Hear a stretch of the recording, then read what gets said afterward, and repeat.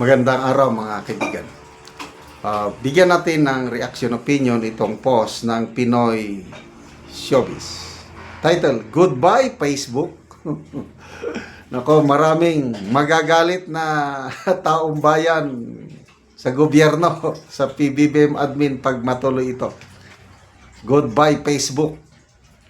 PBBM, posibleng ipaban ang Meta o pagbawal ang operasyon ng Facebook, Meta at iba pang social media apps sa buong Pilipinas.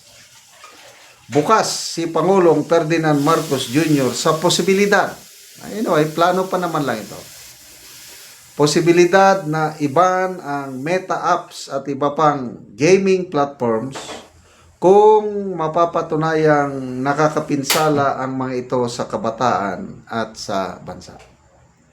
Kasunod nito ang panukala ng Cybercrime Investigation and Coordinating Center na isaalang-alang ang pagbabawal sa Facebook matapos maiugnay sa mga insidente ng karahasan sa bansa. Ayon sa Malacanang, kailangan pag-aralan ng mabuti kung dapat pa ring manatili sa bansa ang mga platform na maaaring magdulot ng panganib sa publiko. Sabi ni Claire Castro, magandang pag-isipan at pag-aralan kung dapat silang manatili na parte ng ating sistema ayon kay Palace Press Officer Yusek Claire Castro.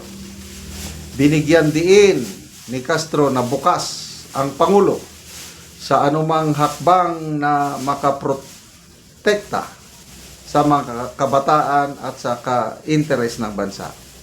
Sabi niya, lahat ng pwedeng masabing makakasira sa ating mga kabataan at sa bansa natin, pwede po ang Pangulo na matanggal ang lahat yan. Oh. Papayag ba kayo mga kaibigan na iban ang Facebook sa buong Pilipinas?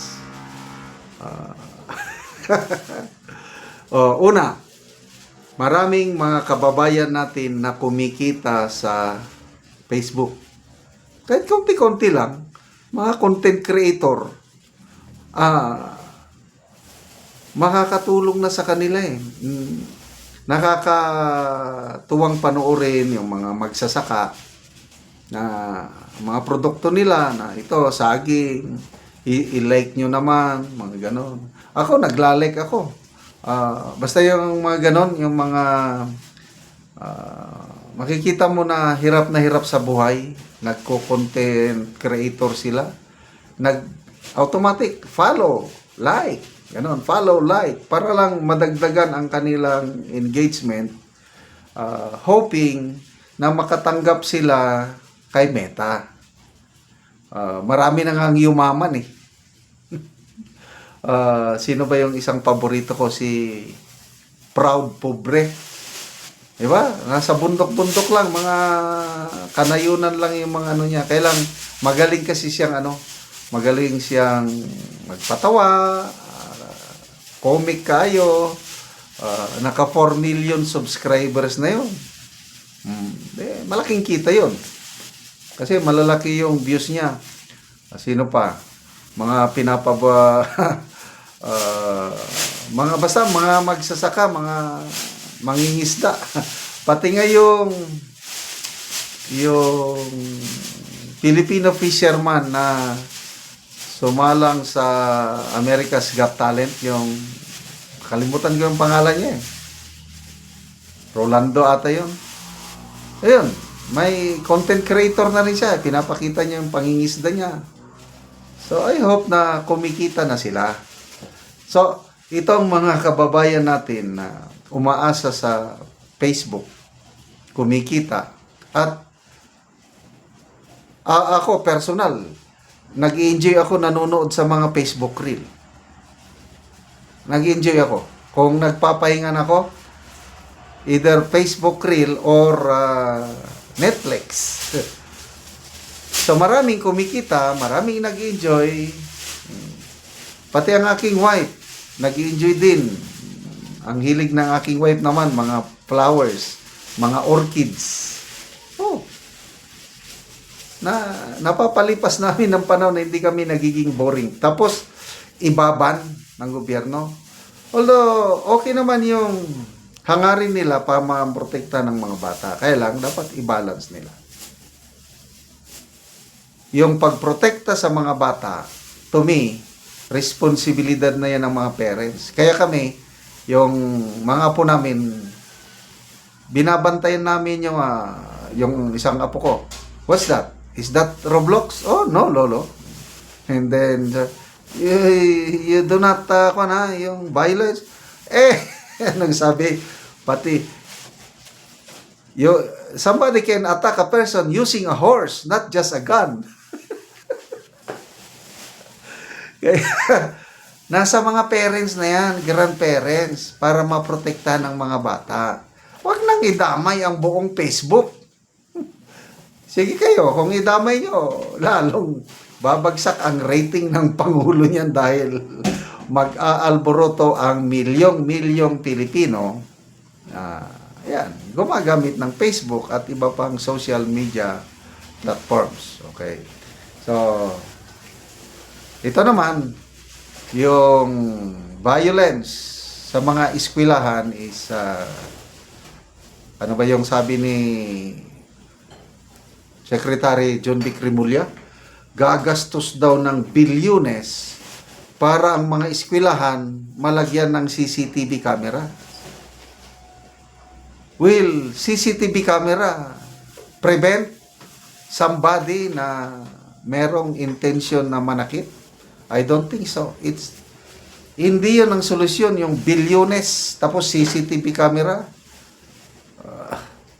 Tapos, mayroon pa siyang sabi na plano daw mag-deploy ng mga tanod. Well, makakatulong siguro yung tanod. Kaya lang, again, ang mabisang solusyon yan is nasa mga parents sa bahay mismo. Alalayan natin ang ating mga anak. Huwag natin silang pabayaan on their own. Salamat mga kaibigan sa inyong pagsubaybay sa channel ito. Nakakatulong kayo ng malaki sa tribong Talandig ng Bukidnon. Dahil ang sweldo natin sa channel na ito is pantulong po sa tribo. Namimigay tayo ng libreng yero at pako para makapagpatayo sila ng mas maayos na tirahan. Panoorin nyo ang video nito. Og karon na nako diri sa nagpatindog og balay nga natabangan na mo og yero. So mao na ni ang iyang gipatindog nga balay nga iyang pagaatupan karon.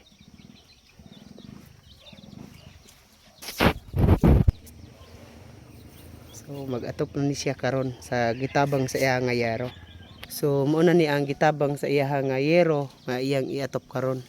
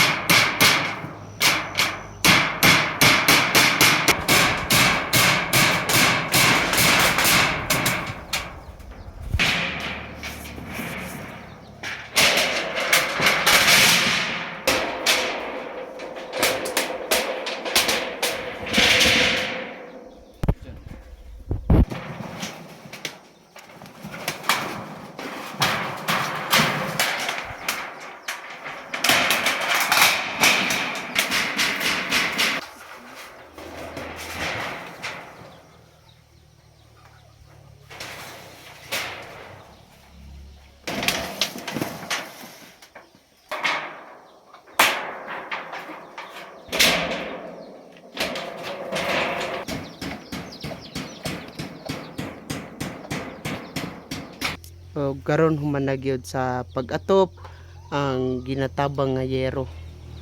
So makita gid nato nga maayo na gyud nga tan-awon ang ilang mga ipatindog nga balay kay natupan na. Salamat sa Ginoo ug salamat sad sa nagtabang sa sin nga na katapragid kog sin. Sa una akong balay kawayan ra karon na ilisdan nagsin kay gitabangan mi sa gapantabang nga tao. So daghang salamat ug salamat sad sa labaw sa makadao. Salamat.